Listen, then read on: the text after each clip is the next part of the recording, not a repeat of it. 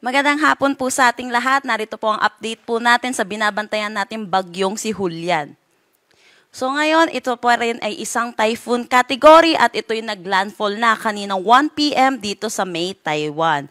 Ito'y huling namataan sa laing 255 km northwest ng Itbayat, Batanes. May lakas na hangin na 120 km per hour at pagbugso na umaabot na 200 km per hour. Ito'y kumikilos ng east-northeastward sa bilis na 10 km per hour.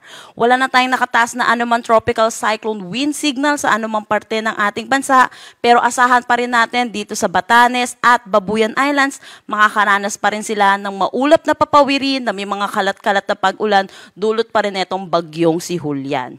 Samantala, asahan naman natin yung trough or yung extension netong bagyong si Julian ay magdadala din ng maulap na papawirin na may mga kalat-kalat na pag-ulan dito sa may Ilocos Region, Apayao, Abra, pati na rin sa may mainland Cagayan. For Metro Manila, nalalabing bahagi ng ating bansa, asahan po natin makakaranas tayo ng mainit at maalinsangan na tanghali hanggang hapon na mataas ang tsansa ng mga pag-ulan sa hapon at sa gabi dulot ng mga localized thunderstorm. So makikita po natin yung forecast track po natin, by 24 hours ay isa na lang ganap na low pressure area, itong si Bagyong Julian. Dulot po ito ng patuloy na interaction niya sa kalupaan ng Taiwan.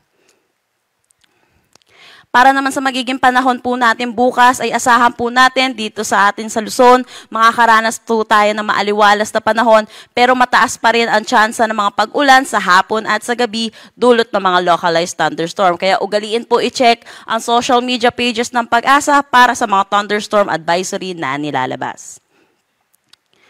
Para naman dito po, kung makikita po natin dito, makakaranas ng maulap na papawirin na may mga kalat-kalat na pag-ulan. Dito sa may Davao, dulot naman ng easterlies or yung mainit at maalinsangan na hangin na nagagaling sa dagat Pasipiko. Pero para sa Palawan, Visayas at nalalabing bahagi ng Mindanao, asahan po natin ang maaliwalas na panahon.